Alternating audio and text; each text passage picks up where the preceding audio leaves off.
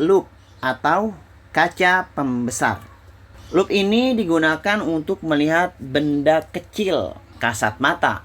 Loop atau kaca pembesar ini umumnya digunakan oleh orang-orang yang bekerja berurusan dengan benda-benda yang kecil, seperti tukang arloji atau servis jam tangan, atau juga detektif saat mengamati benda-benda kecil di suatu tempat kejadian perkara suatu kasus kriminal. Berikut ini diagram pembentukan bayangan yang dihasilkan oleh loop, di mana di sini ada objek benda sebagai panah ya. Ini adalah benda. Kemudian ini adalah bayangan. Nah, ini ada mata, ini adalah mata pengamat berarti ya. Ini mata pengamat, yang ini adalah lensa yang digunakan sebagai loop. Lensa loop ini berjenis lensa konvergen atau lensa cembung ya. Kemudian juga di sini ada suatu sudut yang dibentuk benda terhadap mata. Ini adalah alfa. Alfa ini adalah sudut tanpa loop ya, sudut tanpa loop. Nanti akan diberitahu sudut tanpa loop. Sedangkan beta ini adalah sudut yang dibentuk oleh bayangan benda tersebut terhadap mata. Ya, ini adalah beta tadi, sudut dengan menggunakan loop. Nanti ada keterangannya. Dari gambar tersebut atau diagram tersebut, kita dapat mendapatkan sifat bayangan yang dibentuk oleh lensa loop, yaitu maya karena terbentuk di depan lensa, tegak karena mata panah bayangan sama-sama di atas, sama dengan mata panah bendanya sama-sama di atas, dan diperbesar. Ukuran bayangannya lebih tinggi dibandingkan ukuran bendanya, berarti bayangannya bersifat diperbesar. Dengan demikian sifat bayangannya adalah maya, tegak, diperbesar. Nah, untuk menentukan berapa kali perbesarannya, kita bisa gunakan persamaan perbesaran anguler, yaitu M sama dengan beta per alfa. Jadi anguler itu sudut, jadi sama saja perbesarannya itu merupakan perbandingan sudut lihat menggunakan loop atau beta dibandingkan dengan sudut lihat tanpa loop atau alfa. Contoh soal loop. Sudut lihat sebuah gear arloji saat tanpa menggunakan loop adalah 2 derajat. Ketika menggunakan loop, ternyata sudut lihatnya menjadi 30 derajat. Perbesaran loop tersebut adalah, dari soal ini kita bisa menemukan bahwa 2 derajat adalah alfa, sudut lihat tanpa loop. Ketika menggunakan loop, sudut lihatnya menjadi 30 derajat, berarti ini adalah beta. Dengan demikian, perbesaran angulernya atau perbandingan sudut lihatnya, yaitu beta per alfanya sama dengan 30 derajat per 2 derajat. Berarti perbesarannya sama saja dengan 15 kali ya. 15 kali. Ada 3 kondisi penggunaan loop atau kaca pembesar ini. Yang pertama, saat mata tidak berakomodasi atau mata sedang santai. Yang kedua, saat mata berakomodasi maksimum. Pada saat ini, bayangan terbentuk pada jarak baca normal atau sekitar 25 cm. Yang ketiga adalah saat mata berakomodasi pada jarak X. Artinya, bayangan terbentuk pada jarak X. Kita akan bahas ciri dan perbesaran yang dihasilkan untuk ketiga kondisi tersebut. Yang pertama adalah penggunaan loop saat mata tak berakomodasi. Cirinya, bendanya terletak tepat di titik fokus. Dengan demikian, jarak benda ke lensanya sama dengan jarak panjang fokus lensanya. Kemudian, sinar-sinar yang membentuk bayangan berupa sinar-sinar sejajar. Artinya, bayangan seolah-olah terbentuk pada jarak tak berhingga. Untuk menentukan perbesaran bayangannya, kita bisa menggunakan persamaan M sama dengan Sn per F. Sn ini adalah jarak baca normal, yaitu sekitar 25 cm. Sedangkan F adalah panjang fokus lensa yang digunakan sebagai loop. Penggunaan yang kedua, saat mata berakomodasi maksimum. Bisa dilihat diagram pembentukan bayangannya. Cirinya, saat mata berakomodasi maksimum, jarak benda ke lensanya itu lebih kecil dari panjang fokus lensanya. Bisa dilihat di sini, ini bendanya nih. Ini benda, itu jaraknya lebih pendek dibandingkan dengan panjang fokus lensanya. Kemudian, sinar-sinar bayangannya terbentuk dari perpotongan sinar-sinar yang meruncing. Ya, ini ya, sinar-sinar terusan yang meruncing. Bayangannya terbentuk di jarak baca normal. S aksen itu sama dengan min SN atau 25 cm.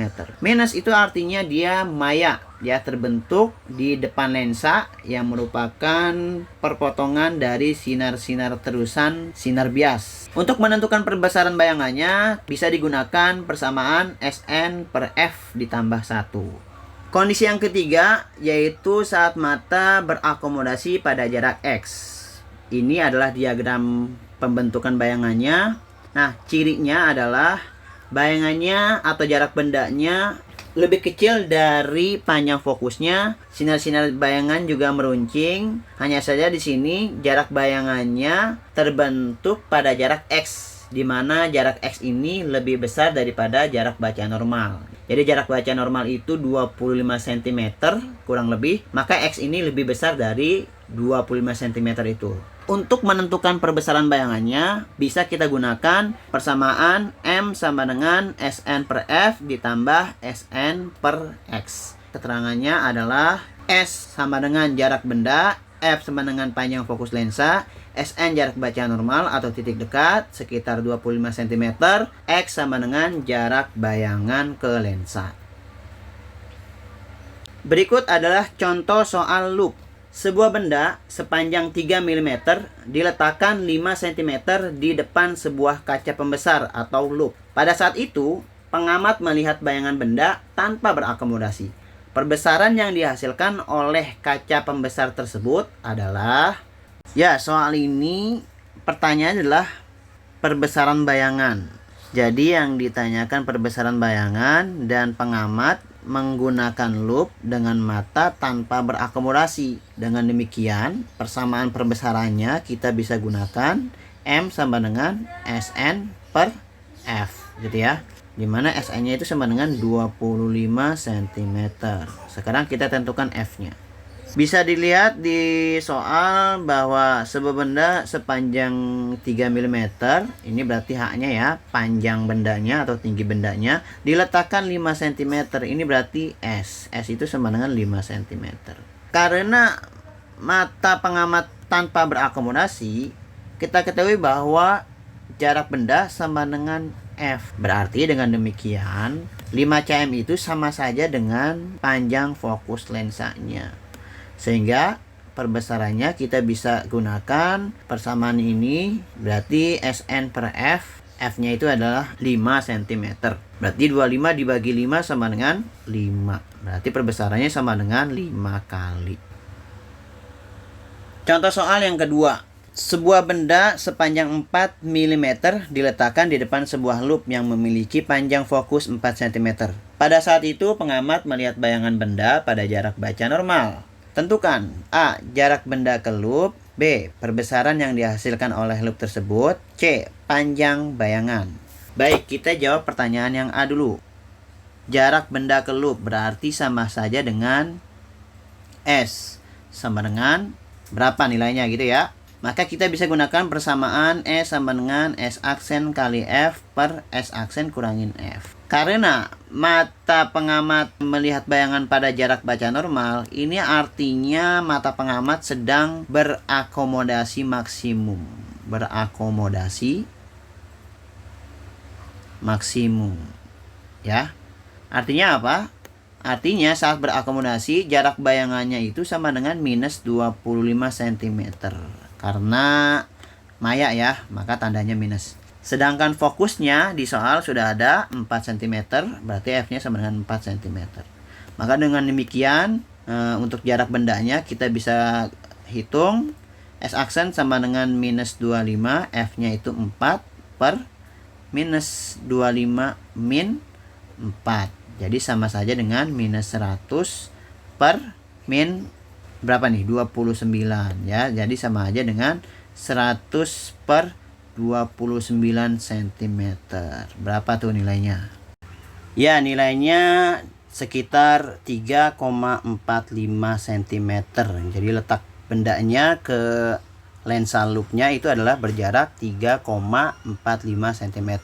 Kemudian kita jawab yang B, perbesaran yang dihasilkan oleh loop tersebut. Berarti karena matanya sedang berakomodasi maksimum, maka persamaan M-nya atau perbesarannya itu adalah Sn per F tambah 1. Di mana Sn-nya itu adalah 25 cm, dibagi fokusnya adalah 4, ditambahin 1. 25 dibagi 4 itu sama saja dengan 6,25 ditambah 1. Jadi sama dengan 7,25 kali perbesarannya ya. Menjawab pertanyaan yang C, berapakah panjang bayangannya? Kita bisa gunakan persamaan perbesaran M sama dengan H aksen per H. H aksen ini adalah panjang bayangan, H adalah panjang bendanya. Dari soal kita bisa tahu panjang bendanya itu adalah 4 mm. Ini adalah H. Dengan demikian, perbesaran tadi kita sudah tentukan 7,25 sama dengan H aksen per 4 mm. Berarti kalikan dengan 4 mm 7,25-nya, kita bisa dapatkan panjang bayangannya yaitu 7,25 dikali dengan 4 sama dengan, ini 4-nya 4 mm. Sama dengan hasilnya 7 kali 4 28, 0,25 kali 4 1. Berarti ini 29 mm.